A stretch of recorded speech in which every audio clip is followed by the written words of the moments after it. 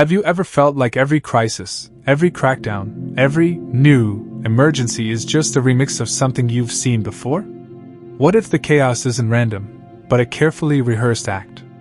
What if the real secret is that the system survives by making sure you never connect the dots? Let's break it down, the playbook, the power, and the weak spots.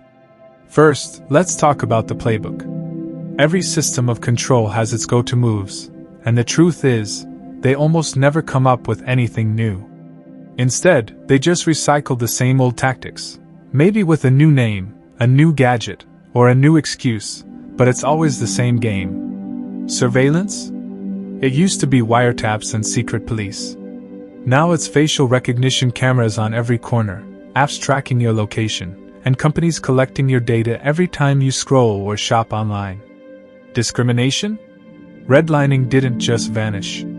Today, it's hidden in the way school funding is tied to your zip code, in the algorithms that decide who gets a loan or a job interview, and in the subtle ways opportunity is still denied to millions.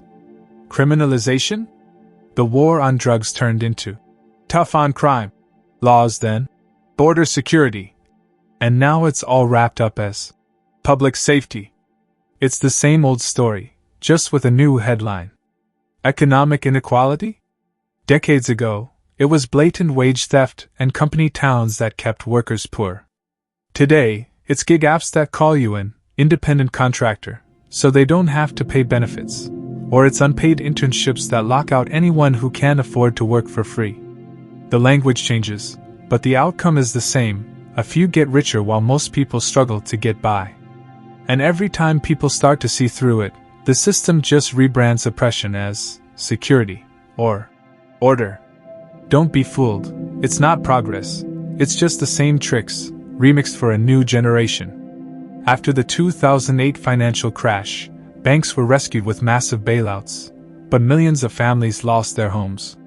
The same predatory lending practices that caused the crisis were simply rebranded as financial innovation. Meanwhile, in Ferguson, Missouri, when people protested police violence, they were met with military gear and high-tech surveillance, just like the old playbook from the civil rights era, only now with new technology and a different name.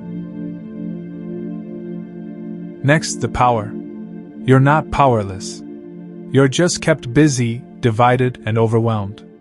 They flood you with breaking news, endless debates, and fake choices, so you're always reacting, never organizing. Social media arguments, political drama, and constant distractions keep us pointing fingers at each other instead of looking up at who's really in charge. They stoke tribalism, xenophobia, and religious divisions, making us see our neighbors as enemies rather than allies. Because if people ever stopped fighting each other and started working together, the whole structure would shake. That's what those in power fear most: ordinary people realizing their collective strength. Real-life example. In 1968, Memphis sanitation workers went on strike, not just for better pay, but for dignity and respect. Despite threats and violence, their unity and determination forced the city to listen and ultimately led to real change. Fast forward to 2018, when teachers across West Virginia walked out of their classrooms, not just for their own salaries, but for the well-being of all public employees in the state. Their collective action won raises for thousands, showing that when people stand together, they can achieve what seemed impossible. And look further back to colonial Nigeria. In 1945, Pa Michael Emudu, known as the father of Nigerian labor, led a nationwide general strike that brought the colonial economy to a standstill. Workers from all walks of life, railwaymen, clerks, artisans, united across ethnic and religious lines to demand fair wages and better conditions.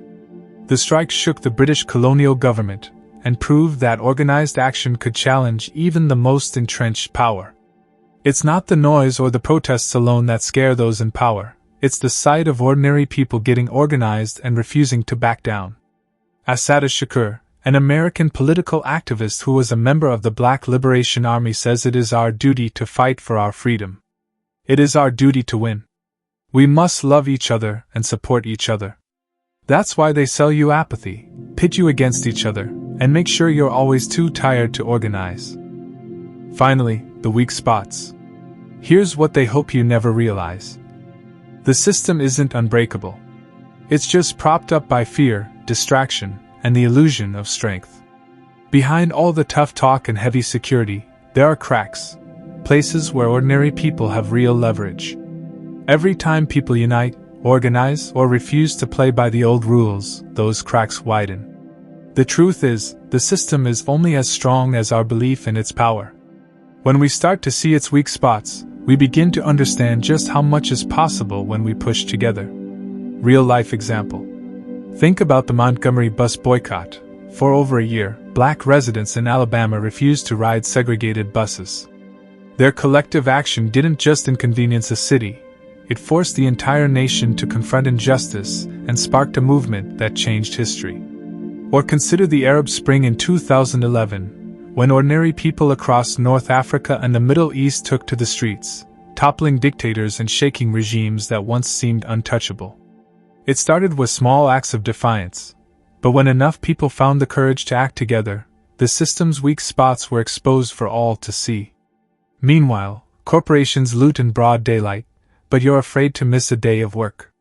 Police call it crowd control when they beat protesters, but the same laws can be used to challenge the system, if you know how. The lesson? When people recognize their collective power and target the system's weak spots, real change becomes possible. No one's saying violence is the answer. But let's not pretend that simply being organized or demanding change is the only language power understands. They don't fear your talent, they fear your voice and action. They fear you seeing the playbook, finding the weak spots, and joining forces. They don't fear your votes. That's why they keep selling you the ballot every 4 years, hoping you'll believe real change only happens in a voting booth. But what truly unsettles them is when people step beyond the ballot, organize in the streets, in workplaces, and in communities, and start demanding more than what the system is willing to offer. You're not imagining things. You're not paranoid. You're paying attention. And when enough of us stop waiting for permission and start moving together, the balance of power will shift.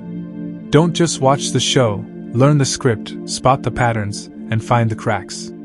Because real power has always belonged to the people who dare to use it. Organize. Resist. Be unbreakable.